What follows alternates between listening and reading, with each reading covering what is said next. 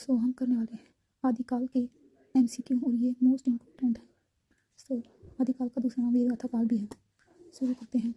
आचार्य रामचंद्र शुक्ल ने हिंदी साहित्य के इतिहास में आदिकाल के अंतर्गत साहित्यिक पुस्तकों की संख्या मानी है। कितनी मानी है? 4। नेक्स्ट है आचार्य रामचंद्र शुक्ल के अनुसार साहित्य पुस्तकों में शामिल नहीं है। तो साहित्य पुस्तकों में पृथ्वीराज रासो शामिल नहीं है।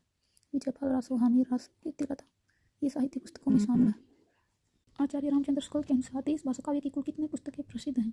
तो 14 पुस्तकें प्रसिद्ध हैं। आचार्य रामचंद्र शुक्ल ने आदिकाल को कितने प्रकरणों में विभाजित किया है? 4। आचार्य रामचंद्र शुक्ल ने रीतिकाल का परिचयात्मक विवरण अपने किस पूर्ववर्ती इतिहास ग्रंथ से लिया है? तो ये लिया है नीशर बंधु विनोद से। इतिहास की पुस्तक में किसी कवि की पूरी क्या अधूरी आलोचना भी नहीं आ सकती। किसी कवि की आलोचना लिखनी होगी तो स्वतंत्र प्रबंध या पुस्तक के रूप में लिखूंगा। यह किसका कथन है? रामचंद्र शुक्ल जी का। आधुनिक काल में गद्य का आविर्भाव सबसे प्रधान साहित्यिक घटना है। किसका कथन है? रामचंद्र शुक्ल जी का। नेक्स्ट, वर्तमान लेखकों और कवियों के संबंध में कुछ लिखना अपने सिर पर एक बड़ा मोड़ लेना ही समझ पड़ता था। हिंदी साहित्य इतिहास लेखन में अपने समकालीनों का मूल्यांकन करने के संदर्भ में यह किसका कथन है? रामचंद्र शुक्ल जी का। आचार्य रामचंद्र शुक्ल ने हिंदी साहित्य का इतिहास हिंदी शब्द सागर की भूमिका के रूप में लिखा। उसके पहले इस पुस्तक का क्या नाम था? उसके पहले नाम था हिंदी साहित्य का विकास। आचार्य रामचंद्र शुक्ल ने सीतोनाथों का उल्लेख आदिकाल के किस प्रकरण में किया? तो सीतोनाथों का उल्लेख उन्होंने प्रकरण 2 अपभ्रंश काव्य में किया है। आचार्य रामचंद्र शुक्ल ने किस प्रकरण में आदिकाल को वीरगाथा काल नाम से संबोधित किया है?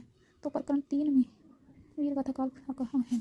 जबकि प्रत्येक देश का साहित्य वहाँ की जनता की चित्तवृत्ति का सिंचित प्रतिबिंब होता है, तब यह निश्चित है कि जनता की चित्तवृत्ति के परिवर्तन के साथ साथ साहित्य के स्वरूप में भी परिवर्तन होता चला जाता है। किसका कथन है? रामचंद्र शुक्ल। नेक्स्ट है, जबकि प्रत्येक देश का साहित्य वहाँ की जनता की चित्तवृत्ति का संचित प्रतिबिंब होता है, तब यह निश्चित है कि जनता की चित्तवृत्ति के परिवर्तन के साथ साहित्य में भी परिवर्तन होता चला जाता है।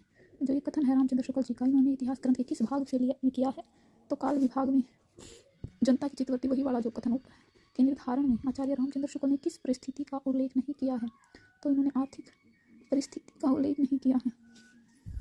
आदि से अंत तक इन्हीं चित्तवृत्तियों की परंपरा को परखते हुए साहित्य परंपरा के साथ उनका सामंजस्य दिखाना ही साहित्य का इतिहास कहलाता है।